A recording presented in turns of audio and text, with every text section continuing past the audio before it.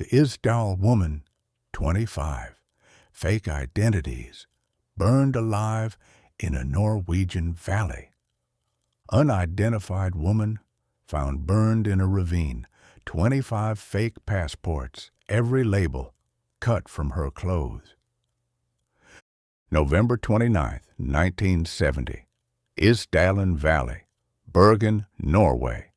2 hikers discover a woman's body in a remote ravine, partially burned, positioned against a rock, surrounded by sleeping pills, a bottle of liquor, and gasoline containers. Police assume suicide until they start investigating. Every piece of clothing had its labels removed, cut out carefully, intentionally. Her fingerprints had been sanded off post-mortem. Someone didn't want her identified. They found suitcases at the Bergen train station, 9 different wigs, coded notes, and 25 fake passports, all with her photo, all with different names. The case has been open for 55 years. They still don't know who she was or what she was running from. Here's what the investigation uncovered. The woman arrived in Bergen on November 23, 1970. She checked into a hotel under the name Fenella Lorch from Belgium, but handwriting analysis of the hotel registry showed she disguised her writing. The signature was deliberately altered. Hotel staff remembered her as nervous. She changed rooms multiple times, always paid cash, never made phone calls from her room, never gave her real name. Security cameras, new technology in 1970, captured her checking in and out of different hotels across Norway over the previous weeks, each time under a different identity, each time wearing a different wig. She spoke German, French, Dutch, and English fluently, but with no consistent accent, as if she was trained to blend in anywhere. On November 29th, she took a train to a remote area near Isdal Valley. A witness saw her hiking toward the valley around 2 p.m. She was alone, carrying nothing visible. The witness said she seemed purposeful, not afraid, not lost, like she knew exactly where she was going. Hours later, hikers found her body in a ravine, partially burned. The fire had consumed most of her face and upper body, but enough remained for the autopsy. And that's where it gets impossible. The autopsy revealed massive doses of barbiturates in her system, enough to kill her. But the burning happened while she was still alive. Smoke inhalation in her lungs, carbon monoxide in her blood. She was conscious when the fire started. The scene was staged to look like suicide, pills scattered around, gasoline containers positioned nearby. But forensic analysis showed she couldn't have done it herself. The fire patterns were wrong. The body position was wrong. Someone burned her and made it look like she did it to herself. But who and why? Police traced her movements backward through hotel records. She'd been traveling across Norway for weeks, always using fake identities, always moving Bergen, Stavanger, Oslo, Trondheim. Back to Bergen, a pattern that made no sense for a tourist. The coded notes found in her suitcases were analyzed by cryptographers. They appeared to be travel itineraries, meeting times, location codes written in a cipher that suggested intelligence training, and then investigators found something that changed everything. Isotope analysis of her teeth revealed she wasn't from Western Europe. The dental work was German, but the isotope signatures in her bones suggested she grew up somewhere in Central or Eastern Europe, possibly East Germany, possibly further east. This was 1970, the height of the Cold War. Norway was a NATO member, East-West espionage was everywhere. The Norwegian government classified parts of the investigation. Witnesses who came forward were told to stop talking. Hotel staff were interviewed by intelligence services. And certain evidence disappeared from the case files. For 50 years, the official line was unidentified woman, probable suicide, case unsolved.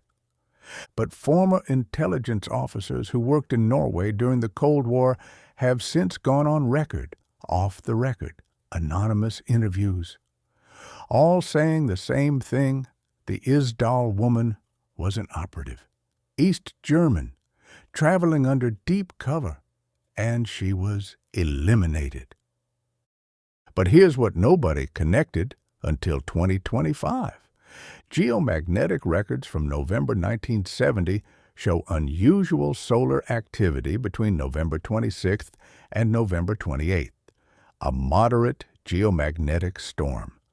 Peak activity on November 27th, just 48 hours before her body was found. The same electromagnetic pattern as Villisca, as Hinterkaifeck, as the lead mask's case, as Dyatlov Pass, and witnesses near Isdal Valley reported something else, something the police dismissed as irrelevant.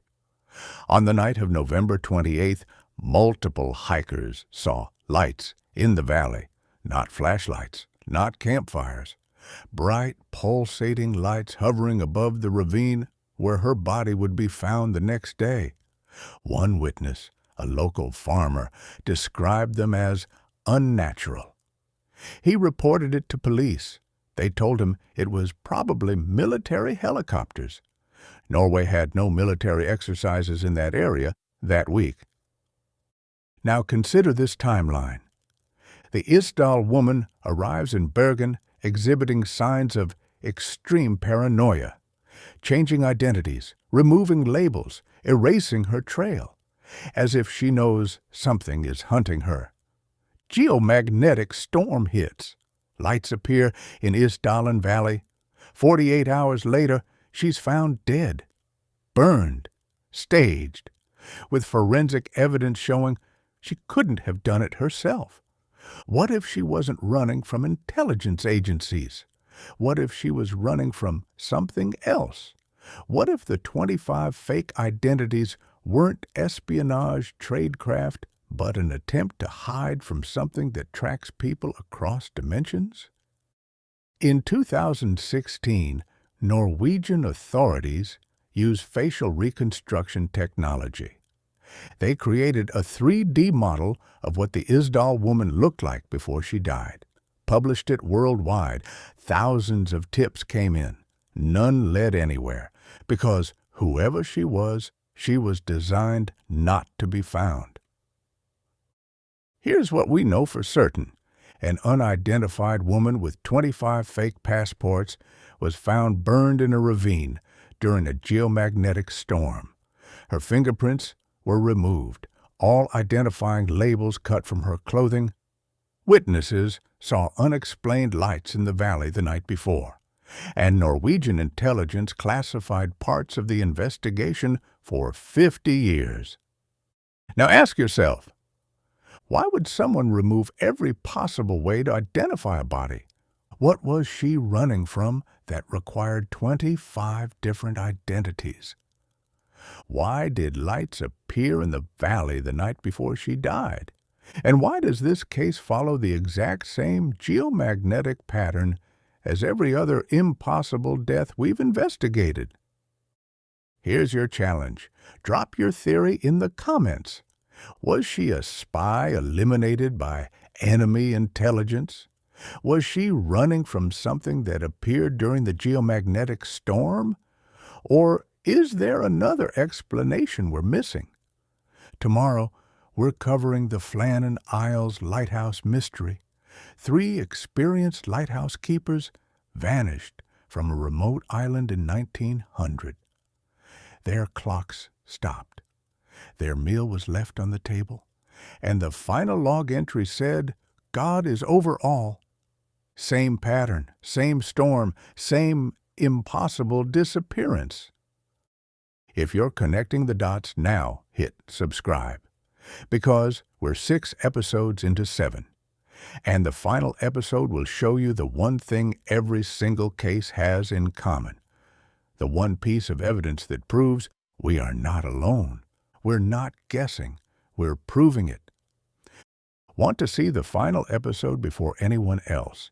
Join Mind Veil membership for less than a cup of coffee per month. Early access to the conclusion. Link below. Tomorrow, Episode 6, The Flannan Isles. Mystery. 3 men, experienced lighthouse keepers, vanished without a trace. The sea was calm. The lighthouse was secure. And their final words were about God. This is Mind Veil. The truth hides in the shadows.